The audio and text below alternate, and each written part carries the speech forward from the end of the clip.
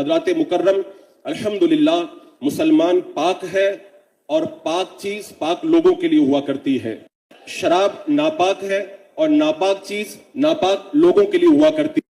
کی ناپاکی ایک ایسی حقیقت ہے کہ کونین کے دولہ صلی اللہ تعالیٰ علیہ وسلم نے بارہا اس کی طرف اشارہ کیا. حضرت عثمان غنی رضی اللہ تعالیٰ عنہ نے اس حدیث پاک کو روایت کیا ہے. فرماتے ہیں اللہ کے رسول علیہ السلام نے شراب کی ناپاکی کو بیان کرتے ہوئے ارشاد فرمایا، ایک عابد کو، ایک سوداگر کو ایک عورت نے جب اپنے گھر پر گواہی بلایا، جب اندر گیا تو اس نے جا کر کے دیکھا شراب کا پیالہ بھی رکھا ہوا ہے، عورت بھی موجود ہے اور وہیں پر ایک بچہ بھی لیٹا ہوا ہے. وہ خاتون کہتی ہے یا تو تم شراب پی لو اور یا پھر میرے ساتھ میں زنا کر لو اور یا پھر اس بچے کو قتل کر دو، ورنہ میں شور مچا کر کے تمہیں بدنام کر دوں گی. عابد نے زنا بڑا گناہ ہے، قتل بڑا گناہ ہے، شراب کے چند قطرے پی کر کے جان بچا لوں گا. لیکن جب شراب کے چند قطرے حلق کے نیچے اترتے ہیں اور جام پہ جام چڑھاتا ہے، بچے کو بھی قتل کرتا ہے اور زنا میں بھی ملوث ہو جاتا ہے، تو شراب اتنی بڑی ناپاکی، یہ خود بھی ناپاک، جو پیتا ہے وہ بھی ناپاکی کے اندر ملوث ہو جاتا ہے. ابن ابی دنیا نے اس روایت کو نقل کیا، کہتے راستے سے میرا گزر ہو رہا تھا، میں نے ایک شرابی کو دیکھا، وہ اپنے ہاتھ پر پیشاب کر رہا تھا اور پیشاب کرتے کرتے کہہ رہا تھا پاک ہے اللہ تبارک و تعالی جس نے پانی کو پاک کرنے والا بنایا ہے، معاذ اللہ رب العالمین. یہ اتنی بڑی ناپاکی ہے. حضرت مولا علی اللہ تعالیٰ عنہ فرماتے ہیں اگر کنویں کے اندر شراب کا ایک قطرہ گر جائے اور پھر وہاں پر مینار بنے، میں اس مینار پر اذان نہ پڑھوں. اگر دریا کے اندر ایک قطرہ شراب کا گر جائے اور وہ سوکھ جائے، وہاں پہ گھاس اگے، وہاں پہ میں اپنے جانور نہ چراؤں. اور میرے آقا صلی اللہ علیہ وسلم نے ایک موقع پر ارشاد فرمایا تھا، حضرت عبداللہ بن عمر رضی اللہ تعالیٰ اس حدیث پاک کو روایت کرتے ہیں، میرے آقا نے فرمایا شراب یہ تمام برائیوں کی جڑ ہے، اور بندہ جب شراب پیتا ہے نماز کو بھی ترک کرتا ہے، کبھی اپنی ماں کے ساتھ منہ کالا کرتا ہے، کبھی اپنی خالہ کے ساتھ منہ کالا کرتا ہے، کبھی اپنی ساتھ منہ کالا کرتا ہے. اور ایک موقع پہ میرے آقا ارشاد فرماتے ہیں قیامت کے دن شرابی جب آئے گا تو اس کی حالت یہ ہوگی، اس کا چہرہ کالا ہو جائے گا، منہ سے رال ٹپک رہی ہوگی، اور جو بھی اس کو دیکھے گا وہ نفرت کا اظہار کرتے ہوئے نظر آئے گا. عزیزان مکرم، یہ شراب جب اتنی بڑی بلا ہے تو آخر وجہ کیا ہے؟ پورا مسلم معاشرہ اس شراب کے نشے کے اندر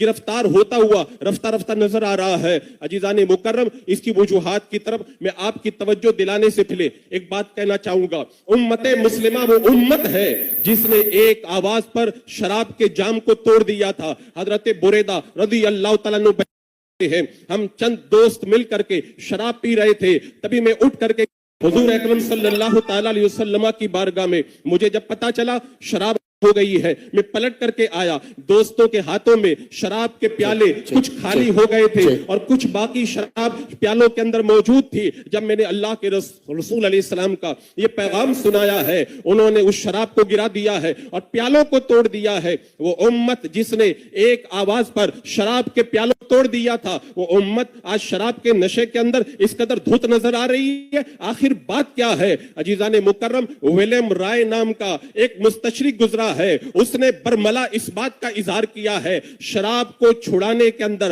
اسلام نے جو کردار ادا کیا ہے، دنیا کا کوئی مذہب اسلام کی اس مسئلے کے اندر برابری نہیں کر سکتا ہے. عزیزان مکرم، جو قوم شراب کے پیالوں کو توڑ دینے والی تھی، وہ قوم آج اس نشے کے اندر کیوں دھت نظر آ رہی ہے؟ آج دیکھیں لوگ قانون بنا رہے ہیں، آج لوگ سزائیں مقرر کر رہے ہیں، حکومتیں اس کے لیے جیلوں کے اندر انتظامات کر رہی ہے، ایسے شرابیوں کو جیل میں ڈال دیا جائے. لیکن میں کہتا ہوں اس طرح کے جتنی کوششیں کرنے والے لوگ ہیں یہ سب منافق ہیں. میں منافق اس لیے کہہ رہا ہوں، ایک طرف شراب پہ پابندی لگائی جاتی ہے اور دوسری طرف شراب کا لائسنس دیا جاتا ہے، ایک طرف شراب پینے والے ڈرائیور کو چیک کیا جاتا ہے اور دوسری طرف شراب کے اڈے کے لیے لائسنس جاری کیا جاتا ہے. اس منافقت کی وجہ سے شراب پہ روک نہیں لگ رہی. یہ बुनियादी तालीमात में से है कि इस्लाम ने इस चीज को हराम कर दिया। और अजीजाने मुकर्रम, आज आप नजरें उठा के देखें इसकी तबाही का क्या आलम है। बंदा जब शराबी बनता है ना,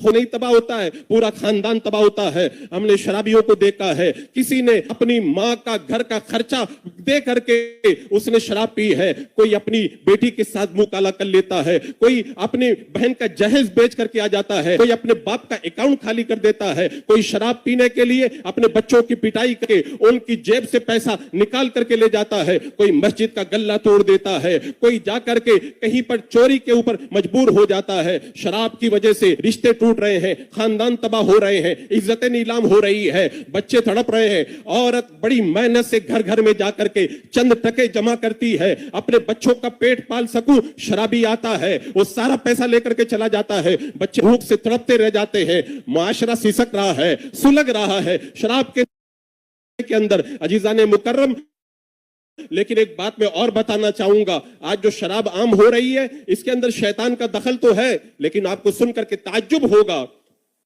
आज बाज़ाब्ता तौर पर ऐसी मिशनरियां लगी हुई है जो मुसलमान नशे के अंदर मुब्तला करना चाहती है। मैंने पढ़ा था एक मकाम पर इस्तेमार ने यह नारा दिया था कि शराब का एक प्याला और गाने वाली एक औरत मुसलमान के लिए 1000 तोपों से ज्यादा कारगर है। हेनरी फ्रांसी नाम एक बदबख्त गुजरा है जिसने ये कहा था, मैं तजर्बे के बाद में इस नतीजे पर पहुंचा हूं कि अगर मुसलमानों को शराब पिला दी जाए तो वो खुद बखुद आसानी से तबाह बर्बाद हो सकते हैं। याद करें आप, ब्रिटिश हुकूमत जब हिंदुस्तान के अंदर आई थी तो ईस्ट इंडिया कंपनी की तरफ से मुसलमानों को मुफ्त में शराब सप्लाई की गई थी ताकि ये हमारे मुकाबले के अंदर आने की हिम्मत न जुटा सके। स्पेन की तारीख पढ़ करके देखें, स्पेन जहां पर बाज़ाब्ता तौर पर फोकाए किराम वहां के फोकाहा का हवाला दिया करते थे, उस इस्लामी हुकूमत के अंदर जब ईसाइयों ने कब्जा करना चाहा तो जगह जगह उन्होंने शराब के लिए मुफ्त तौर पर इंतजामात किए। जब कौम शराब के नशे के अंदर धुत हो गई तो आखिर के अंदर वो नतीजा निकल करके सामने आया। और एक और तारीख में आपको बताना चाहूं,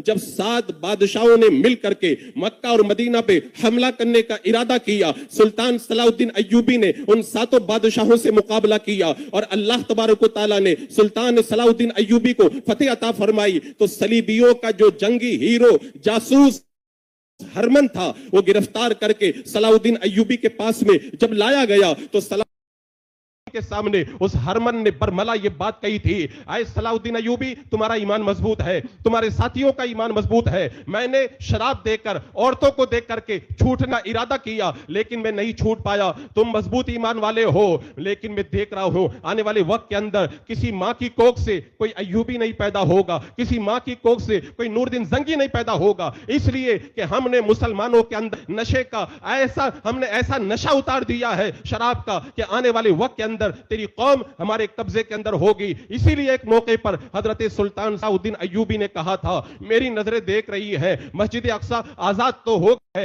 एक जमाना वो आएगा जब बैतुल मुकद्दस खून में डूबा होगा, अगर किसी इलाके के अंदर मुसलमान होंगे तो वहां पे मस्जिदें कम होंगी, अय्याशी के ज्यादा होंगे। अजीजाने मुकर्रम, आज नजरें उठा करके देख ले, क्या वो सारा का सारा हमारी निगाहों के सामने नहीं है? आज शराब आम हो रही है, उसमें मीडिया का दखल है। हमारा छोटा सा बच्चा शराब पीता है, कहां देख करके पीता है? वो मीडिया में देखता है कोई हीरो शराब पी रहा है, कोई हीरोइन शराब पी रही है। अजीजाने मुकर्रम, मैं ये बात बड़े अफसोस के साथ कहूंगा, पहले कोई बड़े शराब पीते थे, आज बच्चे भी शराब पी रहे हैं, बड़े भी शराब पी रहे हैं, औरतें भी शराब पी रही हैं, मर्द भी शराब पी रहे हैं, यहां तक के बूढ़े लोग भी शराब के नशे के अंदर धुत नजर आ रहे हैं। मुस्लिम महल के अंदर फ्री के अंदर शराब को पहले सप्लाई किया जाता है और मेरे आका सल्लल्लाहु तआला अलैहि वसल्लम ने फरमाया था, क़यामत की निशानियों में से एक निशानी यह है, शराब आम हो जाएगी और शराब को नाम बदल करके पिया जाएगा। मैं कहता हूं आज शराब जो नाम है ना, मार्केट में आप घूम करके देख लें,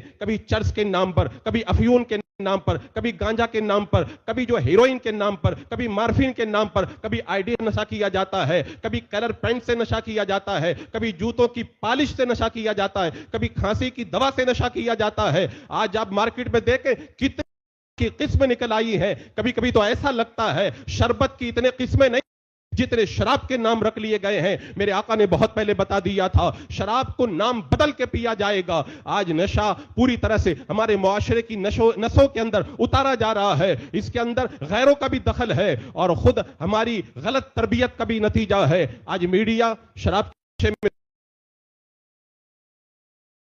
کا بھی بڑا کردار ہے. شراب کو عام کرنے کے اندر بری صحبت ہے. میرے آقا صلی اللہ تعالی علیہ وسلم نے فرمایا تھا کہ دوست اپنے دوست کے دین پر ہوتا ہے. بندہ جیسے لوگوں کے ساتھ بیٹھتا ہے نا ویسا ہی وہ کیا کرتا ہے. آج کتنے لوگ بری صحبت کی وجہ سے نشے کے لیکن بمبئی کی سرزمین پر میں نے جب نظریں اٹھا کر کے دیکھا تو بمبئی کے مسلم محلوں میں جو شراب عام ہو رہی ہے مجھے بہت ساری وجوہات میں سے 2 وجہ بڑے طور پہ سمجھ میں آئی ہے. ایک وجہ ہے سنگت اور بری صحبت اور دوسری وجہ یہ ہے شراب آرام سے مل رہی ہے. آرام سے مل رہی ہے. اگر چھوٹا بچہ بھی اگر نشہ خریدنا چاہے تو آرام سے مسر آتا ہے. عزیزان مکرم میں یہ جملہ بڑے درد کے ساتھ میں کہنا وہ مسلمان جو اپنے بینک بیلنس کو بڑھانے کے لیے اپنے ہی مسلم محلوں کے اندر شراب بیچ رہے کیا انہیں پتہ نہیں ہے؟ شمائی کو بھی میرے آقا نے حرام فرما دیا. فرمایا شراب جس کے لیے جو ہے وہ نکلی جائے جو نکالے ان پر بھی لعنت ہے. پینے والے پر بھی لعنت, پلانے والے پر بھی لعنت, جو لاتا ہے اس کے لیے بھی لعنت اور جس کے لیے لائی جائے اس پر بھی لعنت ہے. آج چند ٹکوں کے بدلے میں ہم کتنی ماہوں کا گھر اجاڑ رہے ہیں. جب بندہ شرابی بن جاتا ہے تو معلوم کیا ہوتا ہے پورا خاندان تباہ و برباد ہو کر کے رہ جاتا ہے اور اس کے نتیجے کے اندر پورا گھر سسک کر کے رہ جاتا ہے. آج میرے تاریخ میں پڑھا تھا جب ویتنام جنگ ہوئی تھی اور یہاں سے فوجیوں کی لاشوں کو امریکہ تو ان کی لاشوں میں شراب کو بھر کے سپلائی کیا جا رہا تھا. میں نے ہالینڈ کے بارے میں پڑھا تھا وہاں پہ بچوں کو قتل کر کے ان کی لاشوں میں جو ہے وہ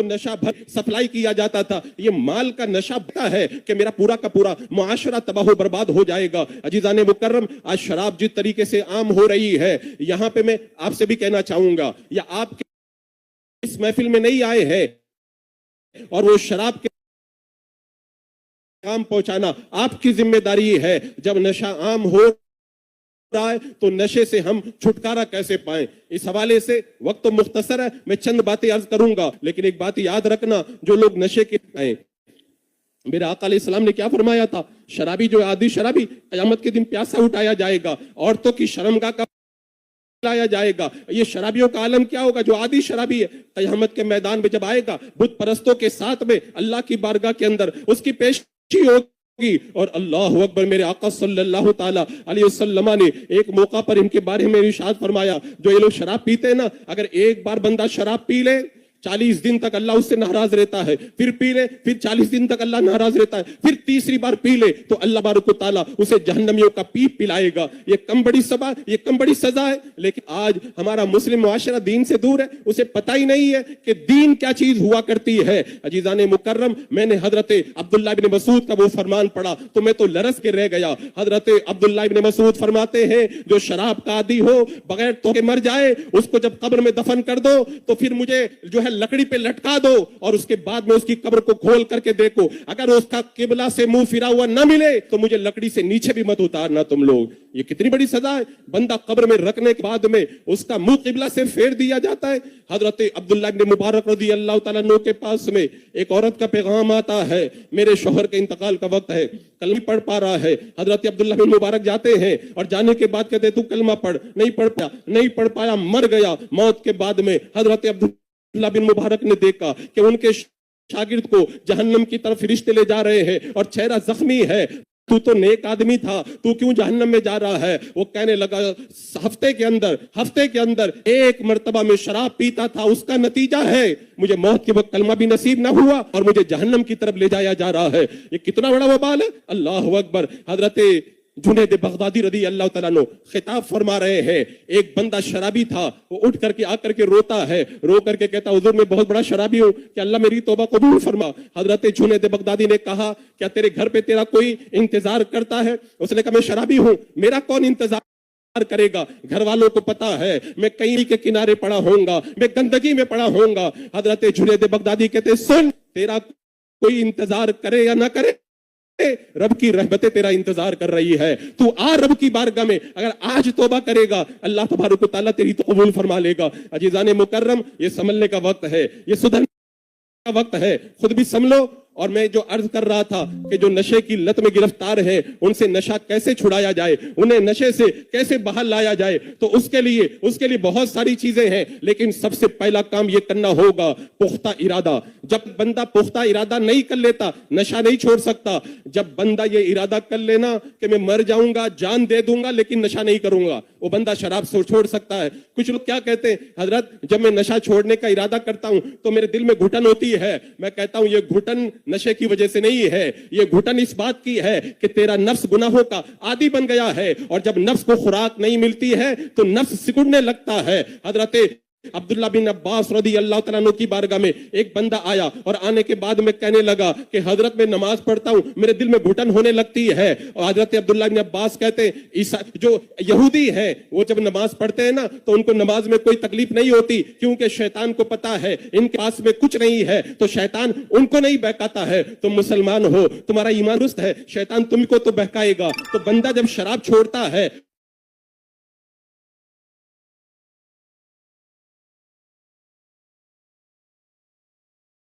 تو جو گھٹن ہوتی ہے وہ گھٹن کس بات کی ہے؟ شیطان اسے ورغلاتا ہے، نفس اسے ستاتا ہے، اسی کی گھٹن وہ محسوس کرتا ہے. اگر شراب چھوڑنا چاہتے ہو سب سے پہلے پختہ ارادہ کر لو، جان آتی ہے. اور دوسرا کام یہ کرو، سچی توبہ. سچی توبہ کا معنی معلوم ہے؟ توبہ نصوح کا معنی یہ بتایا گیا جیسے بکری کے تھنوں سے جب دودھ نکال لیا جائے نا تو دوبارہ تھنوں میں نہیں جاتا ہے. بندہ ایسی توبہ کر لے. حضرت ماعز رضی اللہ تعالیٰ عنہ کو دیکھو، حضرت غامدیہ کو دیکھو. حضرت غامدیہ علیہ السلام کی بارگاہ میں آئی تھی اور آ کر کے انہوں نے اللہ کے رسول صلی اللہ کی بارگاہ کے اندر عرض کیا تھا، حضور مجھے پاک فرما دے، حضور مجھے پاک فرما دے. عزیزان مکرم، اب سوچے، اندازہ لگائے، گناہ ہونے کے بعد میں کوئی بندہ آ کر کے کہتا ہے کہ مجھے معاف کر دے. درود پاک پڑھ لیں. اللہم صلی علی سیدنا و شفیعنا و حبیبنا و مولانا محمد مبارک وسلم، صلاۃ و سلام علیک یا رسول اللہ صلی اللہ تعالی وسلم. اللہ کے رسول علیہ السلام نے فرمایا جب ثابت ہو گیا زنا تو میرے آقا نے فرمایا جب تمہارے پیٹ کا بچہ پیدا ہو جائے تب آنا. جب بچے کو لے کر کے آئی تو میرے آقا علیہ السلام نے فرمایا جب کھانے کے لائق ہو جائے تب لانا. اور پھر اس کے بعد میرے آقا علیہ السلام نے اس پر حد کو جاری فرمایا ہے. عزیزان مکرم، بندہ جب اتنا ارادہ کر لینا پھر کبھی گناہ کے قریب نہیں جایا کرتا ہے. درود پاک پڑھیں. کیا مسئلہ ہے؟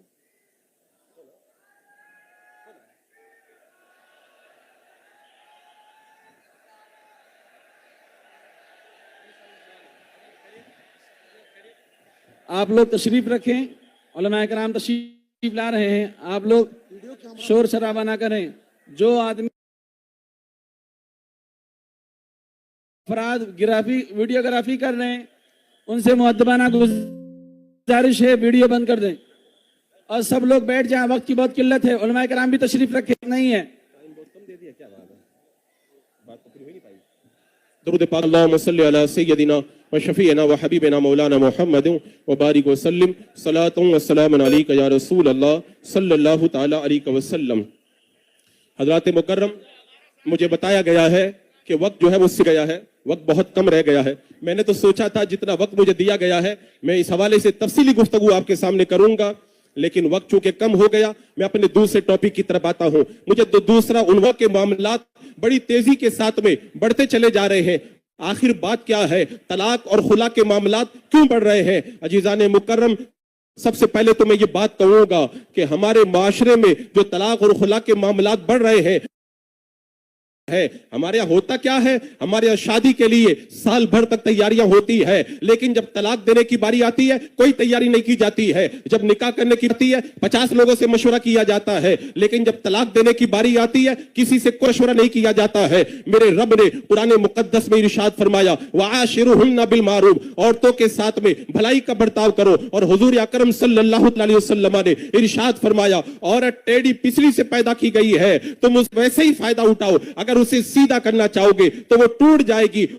اور اس کا ٹوٹنا یہ طلاق ہے. اور ادھر عورت سے میرے آقا نے ارشاد فرمایا جو عورت اپنے شوہر کو راضی نہیں کر سکتی وہ اپنے مولا کو بھی راضی نہیں کر سکتی ہے. اور پھر جب طلاق میرے آقا نے ارشاد فرمایا حلال چیزوں میں اللہ تبارک و تعالیٰ کی بارگاہ میں سب سے زیادہ ناپسند چیز اگر کوئی ہے تو وہ طلاق ہے. اور ادھر عورت سے فرمایا جو عورت بلا وجہ اپنے شوہر سے طلاق مانگتی ہے اللہ تبارک و تعالیٰ اسے جنت کی خوشبو بھی نہیں عطا فرمائے گا. یہ کتنا بڑا وبال تھا. لیکن اس کے باوجود بھی ہم دیکھ رہے ہیں ایک زمانہ تھا جب نکاح ہوتا تھا تو کہتے ہیں شادی اور نکاح یہ زمانے بھر کا زندگی بھر کا ساتھ ہے. اور آج کل تو ایسا ہوتا ہے شادی ہونے کے بعد میں جیس کے برتنوں پر دھول بھی نہیں جمتی ہے اس سے پہلے ہی طلاق کے واقعات خلا کے واقعات پیش آنے لگ جاتے ہیں. اور اللہ تبارک و تعالیٰ نے طلاق کا اختیار کس کو دیا؟ طلاق کا اختیار اللہ تبارک و تعالیٰ نے جو دیا ہے مرد کو دیا ہے کیونکہ مرد کے پاس میں عقل زیادہ ہے. اس کے باوجود بھی طلاق کے معاملات اتنی تیزی کے ساتھ میں بڑھ رہے ہیں. اور میرے آقا علیہ السلام نے اس کی طرف اشارہ بھی کیا تھا روزانہ شیطان کا جب پانی پہ تخت لگتا ہے سارے شیطان آتے ہیں اور آ کر کے اپنے دن بھر کی کاروائی کو پیش کرتے ہیں. شیطان سنتا ہے سب کو شاباشی دیتا ہے. تبھی ایک شیطان اٹھ کر کے کھڑا ہوتا ہے وہ کہتا ہے لڑا دیا میں نے ان میں جھگڑا کروا دیا. شیطان اسے قریب بلاتا ہے اور دیتا ہے. یعنی شیطان یہ چاہتا ہے کہ طلاق واقع ہوتی ہے تو نتیجہ کیا نکلتا ہے؟ دو لوگ نہیں تباہ ہوتے ہیں ان کے بچے تباہ ہوتے ہیں. اور جب جائز راستہ نہیں رہ جاتا ہے مرد اور عورت ناجائز راستہ اختیار کرتے ہیں. نتیجے کے اندر معاشرے کے اندر حرامی بچوں کی تعداد بڑھتی ہے. پورا معاشرہ تباہ و برباد ہو کر کے رہ جاتا ہے. اور یہ مت سمجھنا کہ بہکانے کے لیے شیطان خود بھی آتا ہے. کبھی کبھی شیطان اپنے ایجنٹوں کو بھی بھیجتا ہے. ہم نے تو دیکھا ہے ایک عورت اپنے گھر میں بیٹھی ہوئی پڑوسن آتی ہے اور آ کر کے کہتی ہے ارے تیرا شوہر رات میں اتنا لیٹ کیوں آتا ہے؟ کوئی عورت آتی ہے آ کر کے بتاتی ہے ارے تمہارے بچے کے پاس تو بہت سادہ موبائل ہے تمہارا شوہر اچھا موبائل کیوں نہیں دلاتا ہے؟ ایک پڑوسن آتی ہے آ کر کے اپنی پڑوسی عورت سے کہتی ہے کہ ارے تمہارے گھر میں تو فرنیچر بڑا سادہ ہے. وہ پڑوسن چلی جاتی ہے. شوہر جب گھر پہ آتا ہے میاں بیوی میں تکرار شروع ہوتی ہے اور نتیجہ یہ نکلتا ہے تکرار ہوتے ہوتے معاملہ طلاق تک جا پہنچتا ہے. اس طرح کی جو عورتیں ہیں شیطان کا ایجنٹ بن کر کے ہمارے گھروں کے اندر آیا کرتی ہے. عزیزان مکرم واقعات بڑھ رہے ہیں نا اس کے اندر ایک وجہ تو آزمائش ہے. یہ کچھ ایسے واقعات رہتے ہیں جس میں عورت کی آزمائش اور امتحان ہوتا ہے اس میں کسی کی کوئی غلطی نہیں ہوتی ہے. لیکن جو زیادہ تر طلاقیں واقع ہوتی ہے وہ طلاق عورت کی غلطیوں کی وجہ سے واقع ہوا کرتی ہے. میں نے اس حوالے سے تقریباً 25 اسباب کا پتہ لگایا. مرد اور عورت میں خلا کیوں ہوتا ہے طلاق کیوں ہوتی ہے 25 طریقے میں نے اس سلسلے میں ڈھونڈے. اب وقت تو بہت کم رہ گیا 2-4 باتیں میں آپ کے سامنے رکھ دیتا ہوں. طلاق واقع ہونے کے اندر خلا ہونے کے اندر سب سے زیادہ اگر رجحان کسی چیز کا ہے تو میں دیکھ رہا ہوں وہ دین سے دوری کی وجہ سے طلاق کے زیادہ واقع ہے. شادی سے پہلے ہال بک کیا جا رہا ہے طرح طرح کے آئٹموں کا آرڈر کیا جا رہا ہے جائز خریدا جا رہا ہے. میں نے آج تک نہیں سنا کہ شادی سے پہلے لڑکے والوں نے اپنے لڑکے کو بٹھا کر کے لڑکی والوں نے اپنی لڑکی کو بٹھا کر کے یہ ہے شادی کے بعد میں مرد کے یہ حقوق ہے عورت کے یہ حقوق ہے. اس شادی زندگی تمہیں ایسے گزارنا ہے سارے کام کر لیتے ہیں اور جو اصل مسئلہ ہے اس کے بارے میں نہ مرد کو بتایا جاتا ہے نہ عورتوں کو بتایا جاتا ہے. پھر کہتے ہیں حضرت طلاق ہو گئی ہم کیا کریں؟ آج جو طلاقیں واقع ہو رہی ہے نا وہ دین سے دوری کی وجہ سے واقع ہو رہی ہے.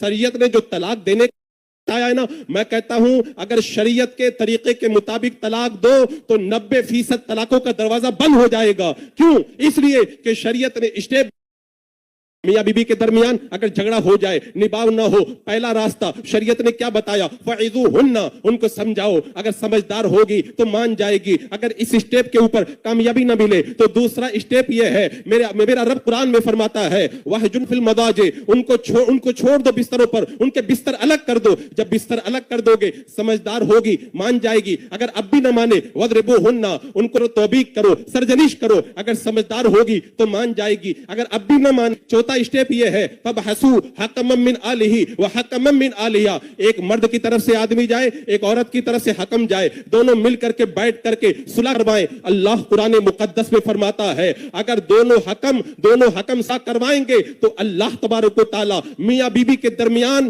موافقت کا راستہ فرما دے گا. یہ چوتھا اسٹیپ تھا. اگر اب بھی समझौता ना हो। तो पांचवा स्टेप ये था कि तलाक अहसन दी जाए, यानी जिस तोहर के अंदर, जिस पाकी के अंदर औरत के साथ में हम बिस्तरी नहीं की है, उस पाकी के अंदर औरत को एक तलाक दी जाए और एक तलाक देने के बाद में उसको इस तरह रहने दिया जाए यहां तक कि इद्दत गुजर जाए। उसका फायदा ये होगा, अगर इद्दत गुजरने के बाद में मर्द दिल चाह रहा है, औरत का दिल चाह रहा है, दोबारा आपस में मिल जाए तो फिर आराम से निकाह के बगैर किसी हलाला के आपस में दोनों मिल सकते थे। और उसके बाद में शरीयत ने कहा अगर तलाके अहसन नहीं देते तो तलाके हसन दो। तलाके हसन का तरीका यह है, औरत को पाकी की हालत में एक तलाक दी जाए, औरत को हैज आ जाए, फिर पाक हो जाए, फिर एक तलाक दी जाए, फिर हैज आ जाए, फिर पाक हो जाए, फिर तीसरी तलाक दी जाए। फायदा पहली तलाक के बाद में सोचने का तकरीबन 1 महीना, दूसरी तलाक के बाद में तकरीबन सोचने का 1 महीना। अगर कोई समझदार होगा 2 महीनों के अंदर समझ जाएगा और दोबारा निबाह की सूरत पैदा हो जाएगी। लोग आते कहते नहीं हजरत मैं तो तलाक ही दूंगा, कोई रास्ता ही नहीं बचा है, कोई रास्ता ही नहीं बचा है। और जब तलाक हो जाती है ना तो आकर के कहते हजरत कोई रास्ता बता दो। मैं कहता हूं नादान, रास्ता था,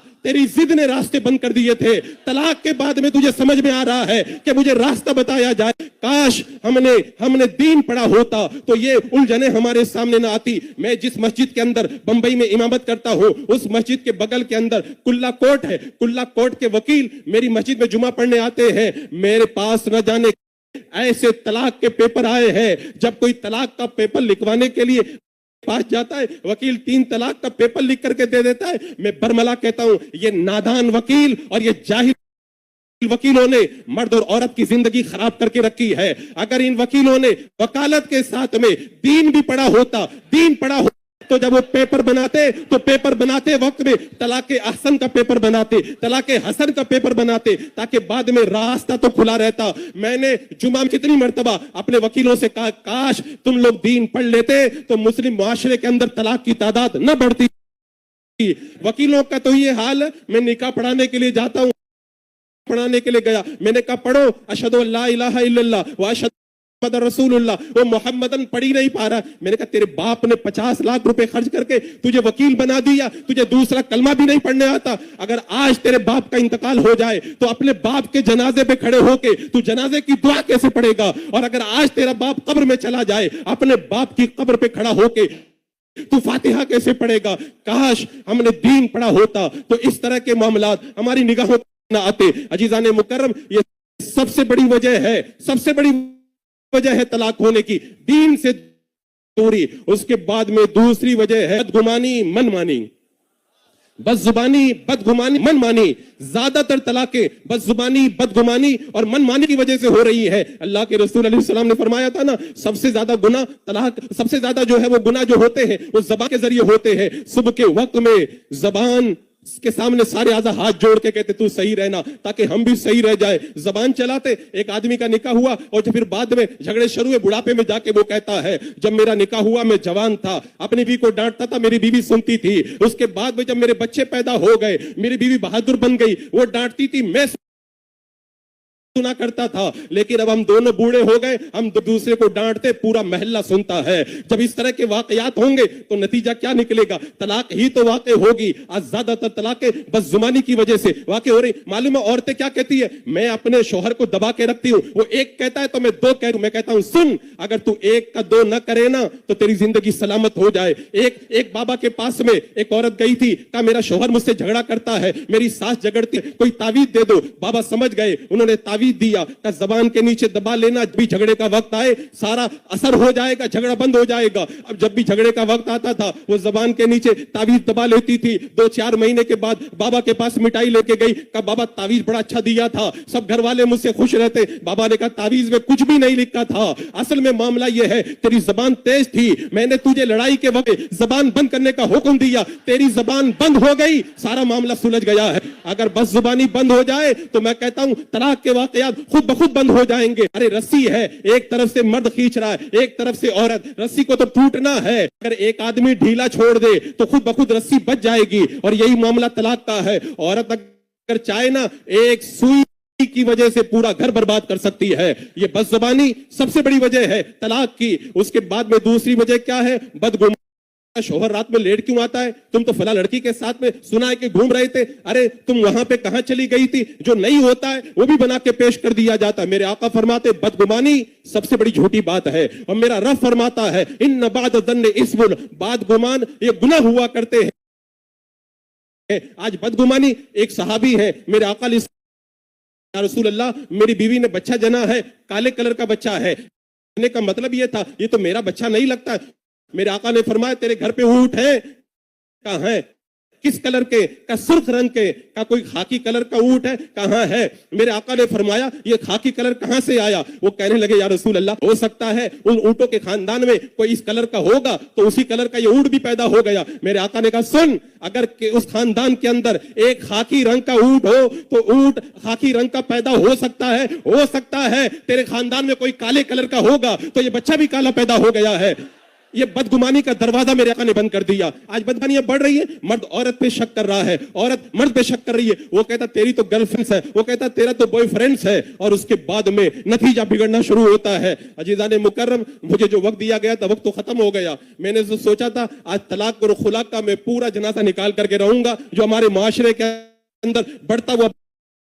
अल्लाह रब्बे कदीर हमें सही तौर पर शरीयत मुतहरा पे अमल की फरमाए। मैं आपको मुबारकबाद देता हूं, आप आए हैं ना, मुझे उम्मीद है जब आप यहां से जाएंगे ना तो अल्लाह ताला आपको अपनी रहमतों के साए में लेकर के जाएगा। क्योंकि मेरे आका इरशाद फरमाते हैं जो सुबह के वक्त में मस्जिद में आए, ये हदीस उस जमाने की है जब मस्जिदों में दीन की बातें बताई जाती थी। आज तो ये हुक्म यहां पर भी लगाया जाएगा। मेरे आका ने फरमाया जो सुबह के वक्त में मस्जिद में आए और उसका इरादा दीन सीखना और समझना और सिखाना हो तो अल्लाह तबारक व तआला उसे मकबूल हज का सवाब अता फरमाता है। बशारत देता हूं आपको और खुशखबरी देता हूं उन तमाम शयालों को जिन्होंने रात दिन एक करके आपको यहां पर इकट्ठा किया दीन मुस्तफा आप तक पहुंचाने के लिए। अल्लाह आपको शादोआबाद रखे, जमात रज़ाए मुस्तफा की सारी ब्रांचों को सलामत रखे और इसी तरह ये महफिलें सजती रहे, बुजुर्गान दीन तशरीफ लाते रहे। आज हम यहां जमा है, इंशाअल्लाह कल क़यामत में भी हमारा इसी तरह से इज्तिमा होगा। अल्लाह रब्बे कदीर हमें शरीयत मुताबिक इस्तकामत अता फरमाए। मुझसे कहने में किसी तरह की कोई गलती हो गई हो, मैं अल्लाह की बारगाह में तौबा करता हूं। अस्तगफिरुल्लाह।